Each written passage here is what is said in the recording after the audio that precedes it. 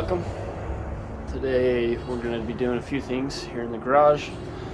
For one, I'm going to be trying to clean up all of my messes because my wife is not happy with me with that. So I'm going to try and clean up all of this wood.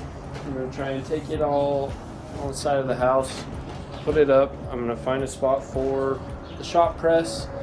I'm also going to be putting everything here right back into the toolbox where it belongs, and that pile of wood is gonna go in the garbage along with these boxes, and that stuff will go inside. I also have a seat from my truck that I will be putting in the attic, and pretty much we're just gonna be cleaning stuff up, and then maybe a little bit later today I am going to be getting to the truck. We have a few things we can do on it. For one, in the engine bay, there is a thing that I was looking up. So my truck, when you drive it, has this whistle.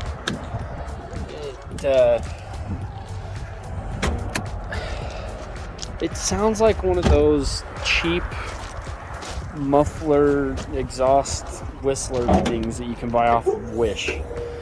And I learned that in order to change that or make it different, you take off your intake and this cap right here, and then inside the throttle body there is a little mesh piece, a little wire mesh. And that wire mesh is what's whistling every time you hit the throttle. So you take it out, you take the gasket. It's a wire mesh gasket type thing to stop things from going into your intake, which is funny because I thought that's what the actual filter was for.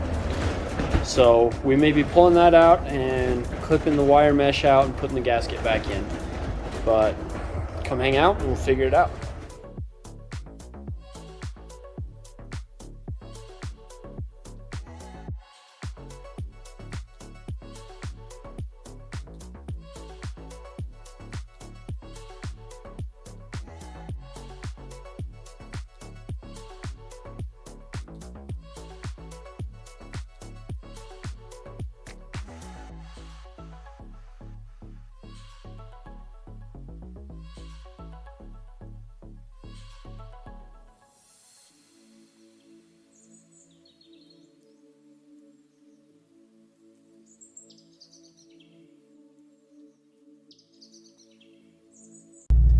So I just got a call from my mom.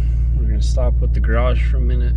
Me and Bridger, we're gonna go head out and go pick up some stuff, and then we'll get back to the garage in a little bit. So we made it back from running all those errands. I'm gonna work on trying to get some of this wood out of the way, just kind of clean things up a little bit, and once we get all this out of here and swept up, we'll be able to pull the truck in a little bit, maybe pull that manifold off, or I just stopped by probably the worst store for an adult man to go into, and I got some stuff that I'd be able to polish the wheels on my truck. So I'm not entirely sure what we're going to do next, but we're going to kind of play it by ear. So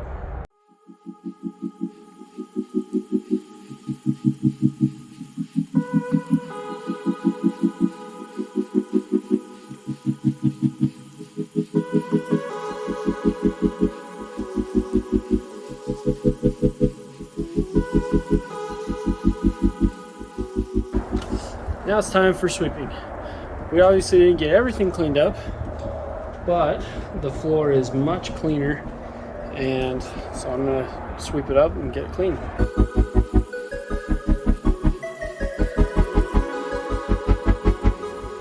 Well, I would say that looks a lot better, even though there's a bunch of oil everywhere.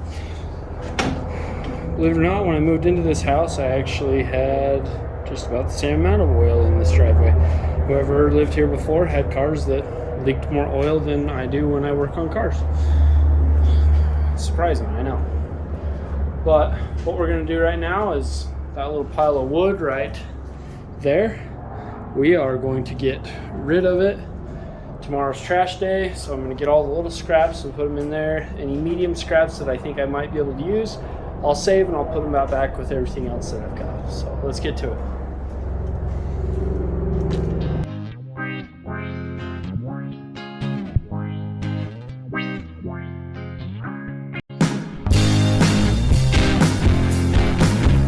I will hurry up and sweep that up real fast and then take the trash back out to the road and get it ready for trash day.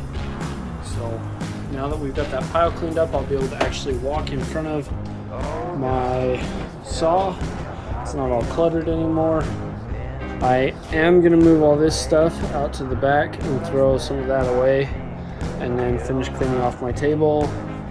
This chair from the truck, the reason I have it is because I switched my seating setup to a bench seat, because before it had the center console, and I really don't love the center console. I like to be able to have that full seat. And there is a story behind that, believe it or not, but that's for another day.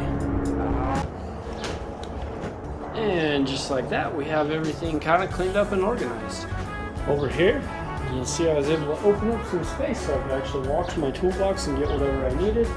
Over here, you'll see that my desk is now cleared off. No more tools from my project with the truck. Saw bench is all cleaned off. Hose is nice and wrapped up. I've got the floor all nice and swept. I ended up moving the dresser project over here.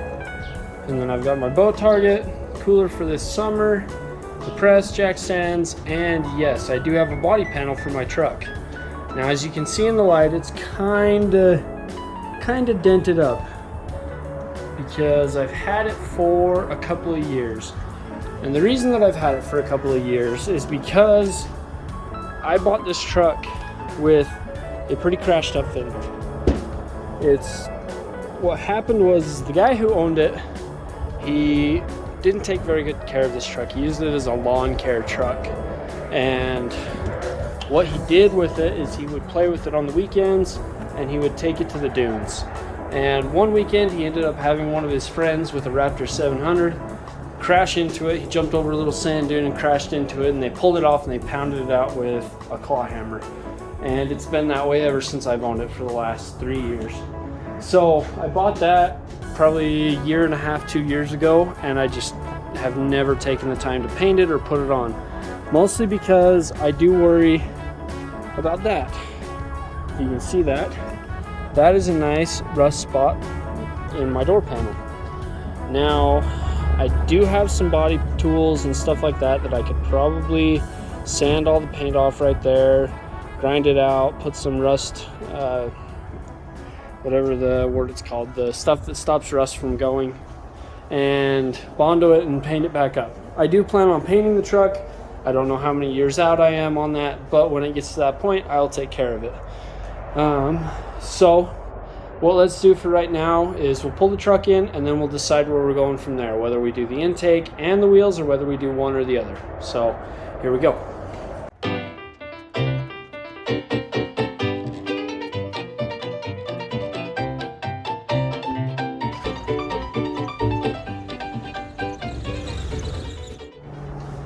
So I think we're going to start with the mesh inside the intake first. And then if I have time, I'll move on to the wheels. So what I'm going to do is I'm going to grab 10 millimeter, pull this cover.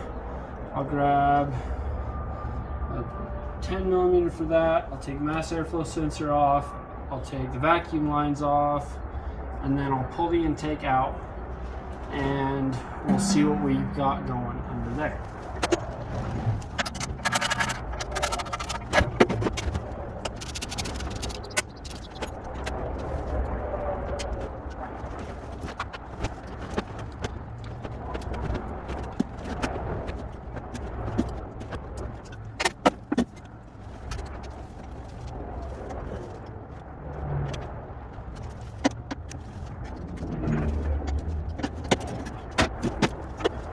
So, as you can see, I'm no longer under the hood.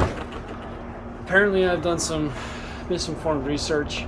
The whistling fix for the Tundras is only in the 07 or newer, because coming out of where I had pointed to before in the throttle body right there, it's actually a little further out on the newer Tundras on the air intake, and that's what causes the whistling. As far as what causes whistling on my truck at this point, I just have no idea, other than the butterfly on the inside is a whistly son of a gun. That's all I can figure. So for right now, we're gonna turn our attention to the wheels and see what we can get done today. In front of us today is my new DeWalt VMAX. It's not brushless, but it gets the job done. I've got a 4-inch flapper wheel, 120 grits, and then this is the stuff I picked up from Chicago, or Harbor Freight, not Chicago Electric. It is Chicago Electric. I got 2 compound bars and some wheels. This one for the holes in the rims. Hopefully it'll fit pretty decently in there while I'm doing those, as well as in the nut holes. Now you can see these are pretty filthy, so I'll give you a pretty good before and after. But yeah, let's get a wheel off and let's get up here and get started.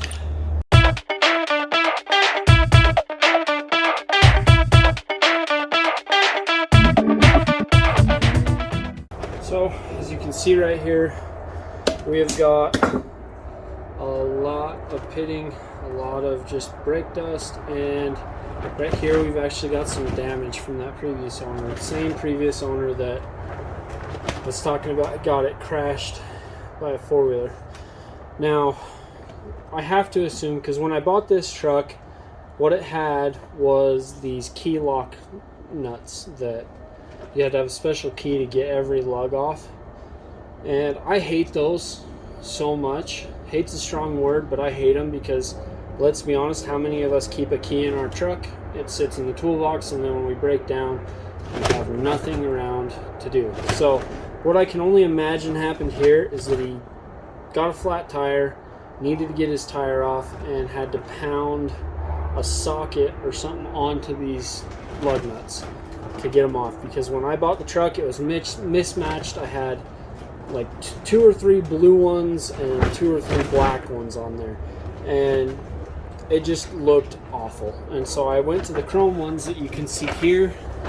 These ones have been awesome for me. This is the second set of chrome ones I've had. The first one I realized had just chrome caps over them, and they were open faced, and they were not as good. So I bought these from Amazon actually, and they have served really well in the last year or 2 that I've had them. So we're going to try and see if we can correct some of these dings right here. That's what the flapper wheel's for.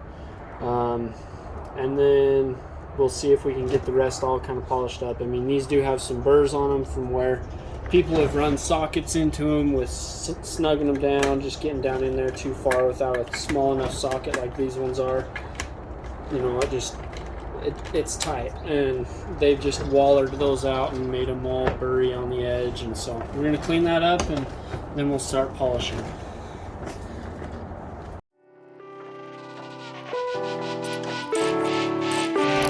So that'll be a lot better to start with, and we'll work on trying to clean and cut these, and we'll go from there. So let's get it wiped down first, get as much dirt off as we can, and then we will put on the buffer wheels and see what we can do.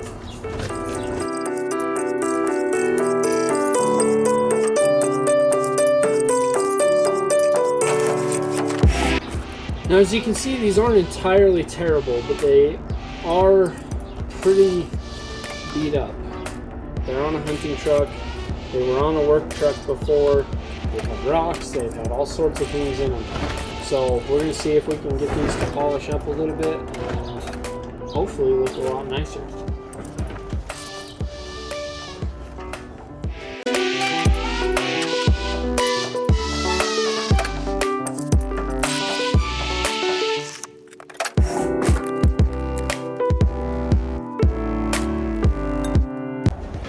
So already you can start to see quite a difference that it's made here between this and this.